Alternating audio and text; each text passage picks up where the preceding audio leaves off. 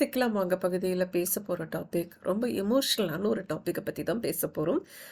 அதாவது காண்டோலன்சஸ்.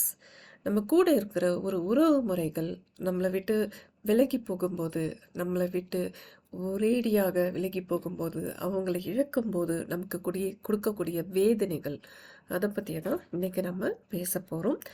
காண்டோலன்சஸ். நம்ம கூட வாழ்ந்த ஒரு உறவு, நேத்தி நம்ம கூட இருந்த ஒரு உறவு திடீர்னு நம்ம கிட்டேருந்து மறையும் போது, இல்லாத போது நமக்கு கொடுக்கக்கூடிய வலி வேதனைகள் வந்து பார்த்திங்கன்னா, இதை எதோடையும் நம்ம ஒப்பிடவும் முடியாது. அதோட ஆழம் என்ன அப்படின்னு சொல்லிட்டு விளக்கவும் முடியாது. ஒரு தாயாக இருந்தாலும் சரி, தந்தையாக இருந்தாலும் சரி, கணவராக இருந்தாலும் சரி, மகன் மகள் குழந்தைகளாக இருந்தாலும் சரி, இல்லட்டினா நமக்கு கூட பிறந்த அக்கா, தங்கச்சி, அண்ணன், தம்பி, இந்த மாதிரி எந்த உறவு முறையிலும் இருந்தாலும் அவங்கள நம்ம இழந்த பிறகு நமக்கு கொடுக்கக்கூடிய அந்த வருத்தம், வேதனைகள் எப்பயுமே அளவிட முடியாதவை. இந்த ஒரு வேதனை வந்து நம்ம எப்போ உணர முடியும் அப்படின்னா, நம்ம வீட்டில் அந்த துக்க நிகழ்ச்சி நடக்கும்போது மட்டும்தான் அதை பற்றி நம்ம சொல்லுவது கரெக்டாக வந்து பொருந்தும். கரெக்டாக நம்மளால் அதை உணர முடியும். என்னதான் நம்ம கூட பிறந்த ஃப்ரெண்ட்ஸோட அம்மா அப்பா இருக்கிறாங்க, இல்லாட்டினா அவங்க வீட்டில் ஒரு துக்க நிகழ்ச்சி நடந்திருக்கும் போது அப்படின்னு பார்த்தீங்கன்னா, நம்ம ஆறுதல் படுத்துவோம். கொ இப்படி அம்மா இல்லைனா ரொம்ப கஷ்டம், இது ரொம்ப விஷயம் அப்படின்னு சொல்லிட்டு ஆறுதல் படுத்த முடியும் நம்மளால். ஆனால் அந்த வலியை வந்து நம்ம அனுபவிக்கணும் அப்படின்னா, நம்ம குடும்பத்தில் அந்த துக்க நிகழ்ச்சி நடக்கும்போது தான் நம்மளால் அந்த மாதிரி வலி வேதனையை உணர முடியுது. அது சின்ன முன்னாடியெல்லாம் பார்த்தீங்கன்னா, இந்த வலி வேதனை வந்து குழந்தை தானே, குழந்தையிலே இறந்து போயிடுச்சு, 2 மாத கருவிலேயே இறந்து போயிடுச்சு ஒரு குழந்தை, இதெல்லாம் வந்து ஃபீல் பண்ணுற அளவுக்குலாம் ஒன்றும் இல்லை. இல்லாட்டினா பெரியவங்க இறந்துட்டாங்க அப்படின்னா, உடனே வந்துட்டு வயசானவங்க தானே இறந்தாங்க, அதனால் ஒரு பிரச்சனையும் இல்லை, நல்லா வாழ்ந்துக்கிட்டு தான் போயிருக்காங்க அப்படின்னு சொல்லிட்டு அப்படி ஒரு மாதிரி ஆறுதல்லாம் படுத்துவாங்க. பட் என்னை பொறுத்த வரைக்கும் எந்த வயதில் அவங்க நம்மளை விட்டு பிரிந்தாலும் சரி, அதோட வலி வேதனைகள் அதோட அளவு அதே தான். சின்ன வயசுலேயே நம்மளை விட்டு பிரிந்தாலும் சரி, இல்லை பெரியவங்களாக வளர்ந்து பொறுப்புகளை எல்லாம் முடித்ததுக்கப்புறம் இறந்து போனாலும் சரி, எப்படி இருந்தாலும் ஒரு தாய் இல்லை தந்தை அப்படின்னு உறவு வரும்போது, ஒரு சபையில் நம்ம சேரும்போது நம்ம கூட நம்மளோட அப்பா இல்லையே, இல்லாட்டினா நம்ம கூட இருந்த வேற உறவுகள் இல்லையே அப்படின்னு நம்ம பண்ணும்போது நம்மளை அறியாமையே நம்மளோட தொண்டை கம்ம தான் செய்யுது.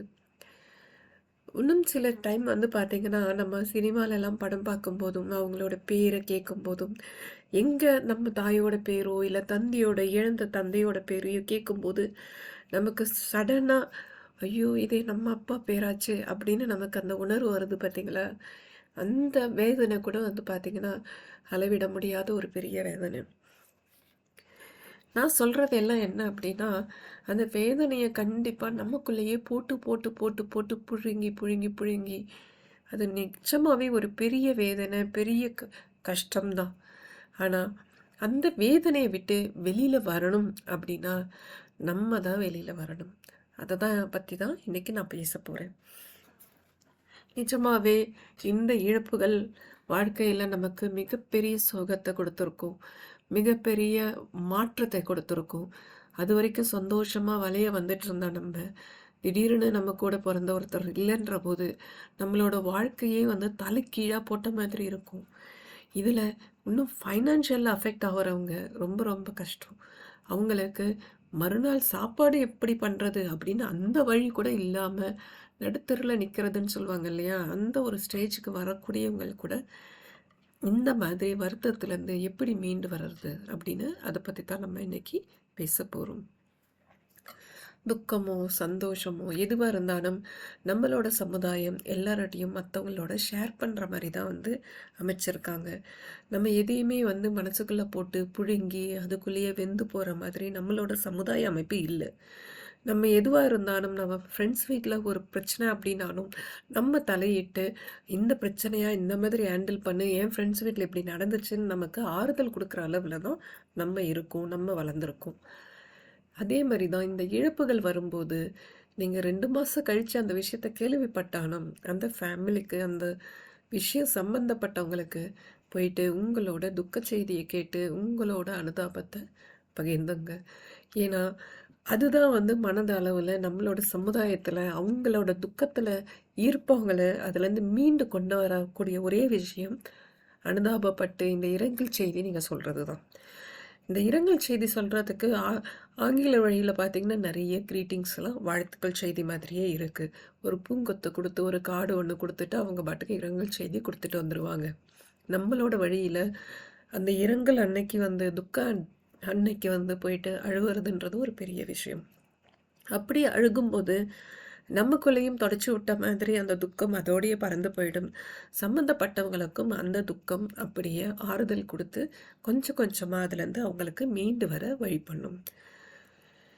இதுல சில விதிவிலக்கா சில பேர் வந்து பார்த்தீங்கன்னா, அந்த விஷயத்த மறக்க முடியாம, அதே விஷயத்தையே மீண்டும், மீண்டும், மீண்டும், மீண்டும் யோசனை பண்ணிட்டு, மறுநாள் ஓ இன்னும் சொல்லப்போனா, அடுத்த வேளை சாப்பாடு கூட செய்யாம, அத பத்தியே யோசனை பண்ணிக்கிட்டு, அழுதுகிட்டு, வருடக்கணக்கில வருடக்கணக்கா யார் கூடயுமே ஒட்டுதல் இல்லாம, உறவும் இல்லாம, தனித்து இந்த வாழ்க்கையே வேஸ்ட். இனிமே நம்ம வாழ்வதே வேஸ்ட் அப்படின்னு சொல்லிட்டு ஃபீல் பண்ணக்கூடிய நிறைய ஜீவன்கள் இப்ப இருக்கிறாங்க. நம்மளோட வாழ்க்கையோட அமைப்பே பார்த்தீங்கன்னா, ஆரம்பத்துல சமுதாய கூட்டமாக நம்ம இருந்தாலும், இப்ப கூட்டு குடும்பம்ன்றது மாறி, எல்லாம் தனி குடித்தனமா ஆயிடுச்சு. தனி குடித்தனத்திலயும் பார்த்தீங்கன்னா, ஒவ்வொருத்தரும் ஒரு ஒரு திசையில இருக்கிறாங்க. இப்ப இந்த ஒவ்வொரு திசையில இருக்கும்போது, இந்த மாரி ஒரு துக்கச் செய்தி வரும்போது, எல்லாருமே வேண்டிக்கிறது என்ன அப்டின்னா, சேர்ந்து இருங்க. எந்த அளவுக்கு நீங்க சேர்ந்து இருக்கீங்களோ, அந்த அளவுக்கு உங்க துக்கம் குறையும். நீங்க ஷேர் பண்ண தான் அந்த துக்கம் குறையும். எவ்வளவுக்கு எவ்வளவு ஷேர் பண்ணிக்கிறீங்களோ, துக்க விஷயத்த பகிர்ந்துக்கிறீங்களோ, அந்த அளவுக்கு உங்களுக்கு அந்த வாழ்க்கைய விட்டு, அந்த துக்க வாழ்க்கைய விட்டு, துக்க நினைப்பை விட்டு உங்களால மீண்டு வர முடியும். என்னதான் என் கூட இருந்த என்னோட தங்கச்சி இப்ப திடீர்னு இறந்து போயிட்டா அப்படின்னு சொல்லிட்டு நான் அத பத்தி ஃபீல் பண்ணிக்கிட்டே இருந்தேன் அப்படின்னா, ஒரு காலத்துல எனக்கு மனநிலை பாதிக்கும். அது இல்லாம என்னால அத விட்டு மீண்டே வர முடியாது. இப்ப நான் கேட்டுக்கிறது எல்லாமே ஒண்ணே ஒண்ணுதான். இத விட்டு மீண்டு வரணும்னு நம்ம தான் முடிவு எடுக்கணும். ஓகே. இப்போ அப்பா தவறிட்டாங்களா? அப்பா தவறிட்டாங்கன்னா, அப்பா சொல்லிக் குடுத்த வழிமுறைகள பாருங்க. அடுத்தது வீட்ட எப்படி நிர்வாகம் பண்றதுன்னு பாருங்க. எப்படி முன்னேற்றதுன்னு பாருங்க. ரெஸ்பான்சிபிலிட்டி எடுத்துங்க. பொறுப்போட நடந்துங்க.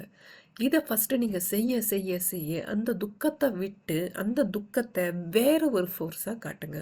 குடும்பத்த முன்னேற்றத்துக்கு. இப்போ ஒரு கல்யாண வயசுல ஒரு தங்கைய விட்டுட்டு அப்பா தவறிட்டாங்க அப்படின்னா, அந்த தங்கைக்கு ஒரு நல்ல வழிகாட்டுறதுக்கு நம்மால என்ன செய்ய முடியும்?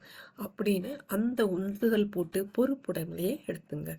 நெறைய பேர் வீட்ல அப்பா இறந்துட்டாங்க, வேற வழியே இல்ல. நாங்க நடுத்தெருவுக்கு வந்துட்டோம். அப்படின்னு ஃபீல் பண்ற சில ஃபேமிலிகள கூட நான் பார்த்துருக்கேன். ஆனா, அப்பா இல்லன்றது வருத்தம் தான். ஆனா, அப்பா இருந்திருந்தா என்ன என்ன செஞ்சிருப்பாங்க இந்த வயசுல, இந்த டைம்ல என்னென்ன பண்ணியிருப்பாங்களோ, அத எல்லாம் நம்ம செய்யறதுக்கு ட்ரை பண்ணணும். அத விட இன்னும் கொஞ்சம் மேற்படி போய் ஏன்னா, அப்பா அந்த வயசுல, இறந்த வயசுல, அந்த வளர்ந்து தள்ளாத வயதுல நம்ம ஃபேமிலிக்கு இவ்ளோ சப்போர்ட்டிவா இருந்த டைம்ல, நம்மளால புது ஜெனரேஷன் கண்டிப்பா அத விட இன்னும் ஒரு படி மேல போயிட்டு நம்ம குடும்பத்த நம்மளால தாங்க முடியும். அந்த மனதிடத்த முதல்ல கொண்டு வரணும். முடிஞ்ச வரைக்கும் ஆக்டிவா இருக்கணும். வீட்டுக்குள்ளேயே இருந்து அழுதுகிட்டு, அவங்க யூஸ் பண்ண பொருள பார்த்து, அப்படியே கவலைப்பட்டுட்டு இருக்காம, வெளியில வாங்க. பரந்த உலகம் நெறைய இருக்கு. இதே மாரி துக்கப்பட்ட ஏகப்பட்ட மக்கள் அதுல இருக்காங்க. அத விட்டு நீங்க வெளியில வரும்போது, உங்களுக்கு மனசு லேசாகும். நம்மளோட துக்கத்த விட இவங்களோட துக்கம் ரொம்ப பெருசா இருக்கே! அத விட்டு அவங்க எப்படி மீண்டு வந்திருக்காங்க? அப்படின்னு பார்த்து ஆச்சரியப்படுற மாதிரி நெறைய விஷயம் உங்க கண் முன்னாடியே நடக்கும். நீங்க அத விட்டு வெளியில வர, வர, வர உங்களுக்கு இந்த உலகம் நல்ல ஈஸியாக தெரியும். கண்டிப்பாக இந்த உலகத்துல மீண்டு வர முடியும். நீந்த தெரியும். இந்த துக்கம்ன்றது பரவாயில்ல. என்னால சமாளிக்க முடியும். அதனால தான் கடவுள் எனக்கு இந்த மாதிரி ஒரு துக்கத்த குடுத்துருக்காங்க அப்படின்னு பாசிட்டிவா அத எடுத்துக்கிட்டு, அத விட்டுட்டு மீண்டு வருவோம். துக்கம் இல்லாத வீடுகளே இல்ல. அந்த துக்கத்த பத்தி நம்ம உணர்ந்துகிட்டு, அழுதுகிட்டு புலம்புறதுல நமக்கு எந்த பிரயோஜனமும் இல்ல. துக்கத்த விட்டு வெளியில வரணும் அப்படின்னா, நம்மளால மட்டும் தான் முடியும். அந்த டிஃபிகல்ட் டைம விட்டு நம்ம வெளியில வரணும். நம்ம ஃபேமிலிக்கு நம்ம ஒரு சாம்பிளா இருக்கணும். ஒரு தந்தையர் இழந்துட்டாங்க அப்படின்னா தாயார் வந்து அந்த குடும்பத்தை தாங்கி, தந்தை இருந்திருந்தா எந்த அளவு ஊனிருப்பாங்களோ அந்த அளவுக்கு தாயார் ஒரு படி மேலே போயிட்டு ஊனணும். அண்ணன் தவறிட்டாங்க அப்படின்னா கூட இருக்கிற மற்றவங்க எல்லாருமே உடன்பிறப்புகள் எல்லாம் சேர்ந்து அண்ணனோட ரோலில் என்னென்ன செய்யணுமோ அது எல்லாத்தையும் தாங்கி பிடிச்சி படிக்கிறதுலேருந்து எல்லாத்துலேயுமே அடுத்த ஒரு வருடத்துக்குள்ள அந்த குடும்பத்தை முன்னேற்றி காட்டணும். அந்த துக்க இரங்கலை கொஞ்சம் மாற்றி காட்டணும். இதுதான் வந்து என்னோட விருப்பம்.